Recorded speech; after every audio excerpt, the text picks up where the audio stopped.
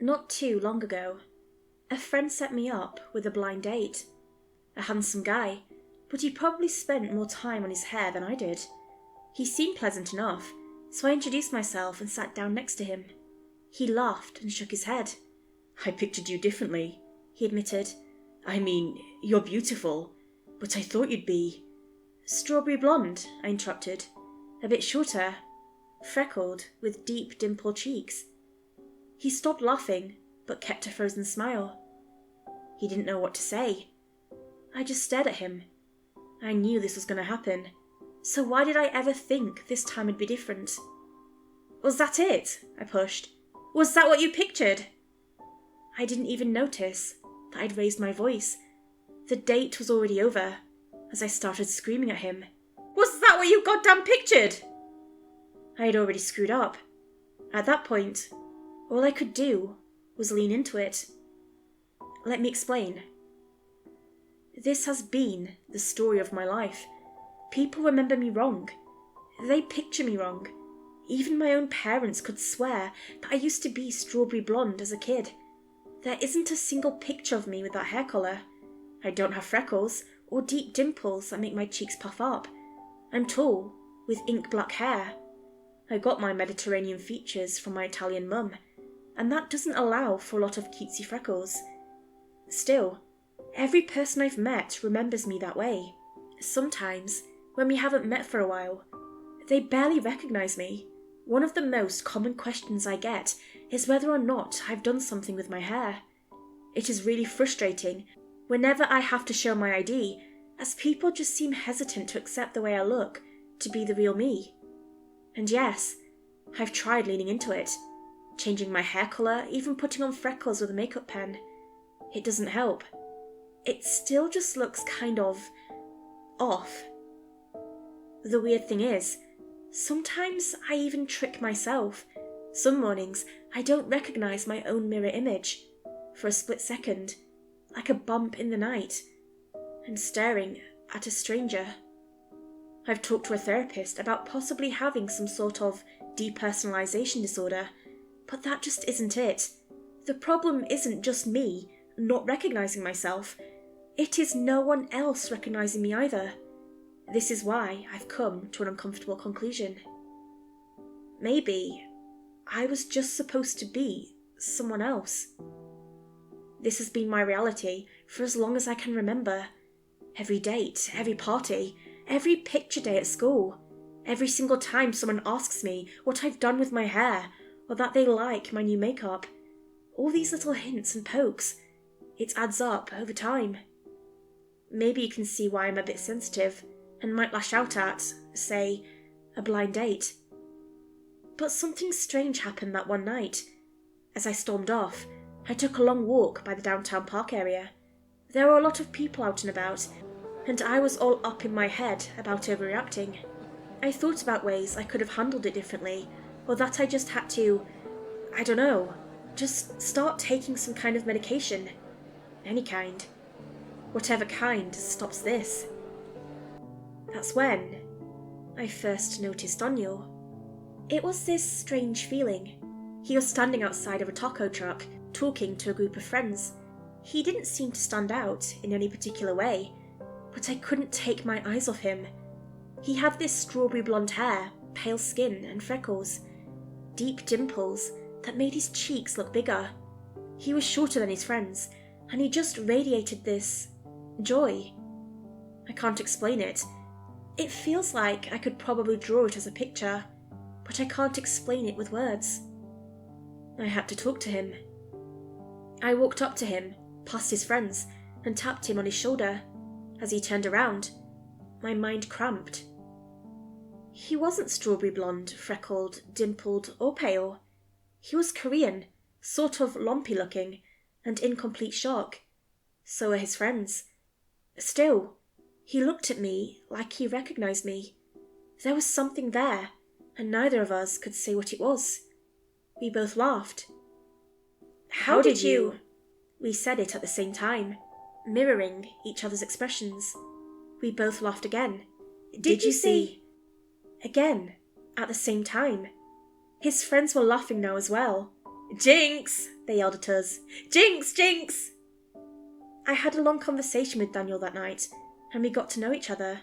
Turns out we were both born on the same day, but that was where our similarities ended. We'd gone to completely different schools, in different parts of the country, but we both had the same problem. People mistook us for someone else, remembered us wrong. It was even more abrupt for him, not even matching the body shape of the image people thought he was. His friends eventually grew tired of us and left. Daniel and I sat there in the park, talking long into the night. We complained about the way people talked about us, how we never really felt like someone saw us, how this weird, stupid quirk was the one defining thing that was meant to be us. When we finally parted ways, we friended each other and promised to speak again. We did. A lot. Over the next few weeks, we talked every day. I couldn't help myself still mentally picturing him as someone else, like a brain teaser. I thought about him as this thin, pale man with the same features that people thought I had. It bothered me, but this was exciting. I had never met anyone with the same problem as myself, and all of a sudden, it felt like maybe there wasn't that much wrong with me after all. Then, the dreams came. I've always had lively dreams. I'm a very tactile person, so I remember the touch of something before I think of what it looks like. In the night, I could sometimes feel things that I swore I'd never felt before. Holding someone's hand with a hand that wasn't mine, feeling a breeze through someone else's hair, tasting someone else's breath in your mouth, and the smell of birch trees reaching in through their nose. Like I was a passenger in another body. It would only last a few short moments, and would interrupt whatever the dream I'd had, to the point that I'd wake up, often in a cold sweat, like my body was scared, even though my mind was calm. Daniel told me he experienced something similar. It was getting more intense. Ever since we met, whatever this problem was had been turned up to 11.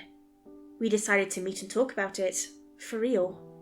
We met at the park, not too far from the taco truck where I first saw him. He brought me a milkshake. At first, I didn't even see him. I was expecting the strawberry blonde man that occupied my mind, not whoever this stranger was in front of me. I shook the thought out of my head, thinking he probably felt the same. "We should just go for it," he said. "Lean into it. See what happens." "What do you mean?" "Like we do in the dreams." I just looked at him. At first, I couldn't connect those thoughts to the person I saw in front of me. The more I thought about it, it felt like I could see through him. Like what he showed me wasn't real. That there was a realer part of him that I recognised. The part that we all thought we truly saw, before the spell was broken. We raised our hands at the same time, and held them against one another. For a split second, I was somewhere else. A meadow in a birch forest, late springtime. Morning dew was still settling on the blue sunflowers surrounding us, standing next to someone I felt close to. Someone I felt safe with. A warm hand against mine, like we'd had 1,000 times before. And still, that uneasy feeling. I was still on the park bench. I dropped my milkshake. "Did you see that?" Daniel asked. "Yeah," I said. "Yeah, I did." "I think I know where that was," he said. "I've been there." We got into his car and drove away, following a smaller dirt road out of the city, the one down by Frog Lake. Instead of turning back onto the main road, he followed a smaller road to the log cabins. We were going off-road, and still, I didn't mind. I felt safe. He knew this place better than me, and I had no idea why, or how I would even know that. It was dark outside, but I knew he could get us there either way. We'd been here before. Not this Daniel, and not this me, but the real us. The road came to an abrupt end, and we got out. Daniel held my hand. There was an overgrown path in the forest, leading us deeper into the woods. Pine trees gave way to birch. The space between the trees tickled winds into pushing against us. For a moment, I was back. That springtime morning, hand in hand. Blue sunflowers, a symbol of things to come. We were siblings, and we were pure. Something touched my nose, and I snapped back to reality. A feather. Where did it even come from? I don't even want to know anymore, sighed Daniel. I really don't. I think we have to, I said. I know, he nodded. But still. Yeah, still. Someone wanted us to go there. We had been told it'd be fine, that everything would work out. Someone had told us a lie, but I didn't know who or why. There, in the dark of the birch woods, I saw the outlines of sunflowers next to the overgrown path. What we were remembering was old, but no less real. My body was itching, telling me to stop. The milkshake wasn't settling in my stomach. All this had ever been was a mild inconvenience, and now it was literally controlling my life. But at least I wasn't alone, and I could feel something coming. Truth, perhaps. Harsh truth. We knew the meadow was just around the bend, but were no less awed when it came. The sky seemed more open. The sun we were remembering was replaced by a moon, and the white clouds had turned black. This was the place. This is where we'd been. For a moment, I didn't see Daniel. I saw my brother smiling at me, talking to me, words reaching out to me like spoken underwater. I believe. I didn't even notice him saying it out loud. The real him, the Daniel I'd gotten to know over the past few weeks. What? I said. What did you say? I don't know, he admitted. I don't know why I said that. What else do you want to say? We closed our eyes and spoke from a memory that wasn't our own. Song's eternal, I said. As before, as is now, as will be. Don't say that. I opened my eyes. Daniel was holding back tears, his face shaking. Something bad happens. I feel it. We're doing something bad. I could feel it too, like something crawling up my throat. I watched another white feather dance in the wind, blowing through the meadow. Daniel nodded at me and took a deep breath. We have to keep going, he said, closing his eyes. I know. You're my kin, my soul is true. A sun gone black, a moon gone blue. I ask you, Saver, through and through. If not the three of us, then who? As before, I said. As is now, Daniel continued. Then, quiet. There was supposed to be a third person. There had been a third person that day. She knew what would happen to us. We were the next generation to meet him, and no amount of promised eternity could convince her to surrender. Instead, there was a knife. She felled my brother first, then me. A knife bound for our hearts. The song remained unsung, tainting the land and every living thing within. A promise unkept, potential unravelled. A parted cloud revealing the eye of a vengeful beast. Every bird in the meadow bursting open at the seams, their feathers falling like snow. I was there that day, watching my brother bleed out in the dried grass. The sun eclipsed in black. Our spilled blood burrowing into the ground, tainting it for generations. A dark pool puddling deep in the soil, cursing our cowardice. We could have been beautiful. All three of us. The sky had gone dark as the clouds hid the moon. Daniel screamed, only to suddenly stop. A part of me knew what was to come. There was a third person in that meadow, and they'd just killed Daniel. I couldn't see anything, but I had to run. I tripped on a rotting log and stepped into an anthill. The grass was so dry that I could hear the footsteps of someone approaching. Daniel was wheezing for air, and then stopped. I'd heard it once before. As will be, growled a third voice. As will fucking be. Had it been another second, they would have gotten me. A memory of their fingertips grabbing my strawberry blonde hair flashed before my mind. The imagined pain of a knife between my shoulder blades shot through me. The blameless coward was making up for past mistakes, but it had cost me my life. A part of me was screaming with joy, a deep, evil part of me, the part that lay dying with the real Daniel. The other part of me was stepping out of an anthill and took off, straight into the woods. It was a woman.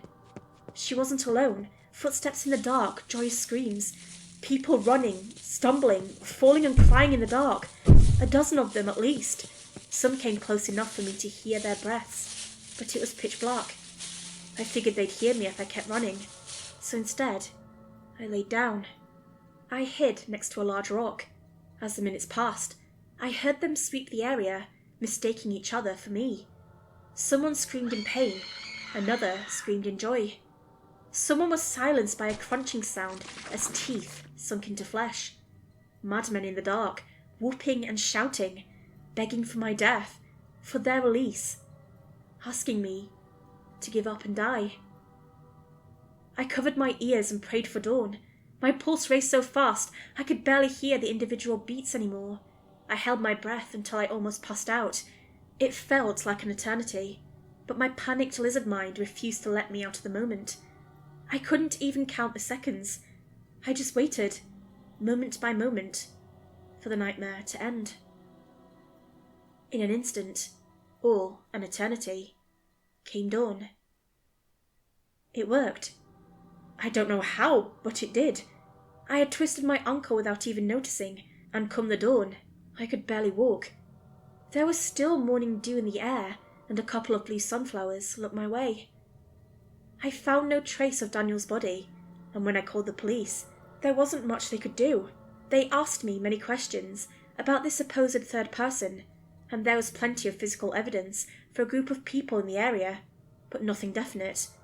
People rarely fish down at Frog Lake anymore, and most people who live in that area are weird loners. This far into the woods, no one can hear you scream. We could be combing the forest for days without finding a speck of blood. The investigation is kept under wraps. No one has talked to me about it, and no one seems to be asking about Daniel anymore. And me, well, people don't mistake me for that strawberry blonde girl anymore. I think she died in that field, next to her brother. Maybe now, my life can truly be my own. I think I'll be okay.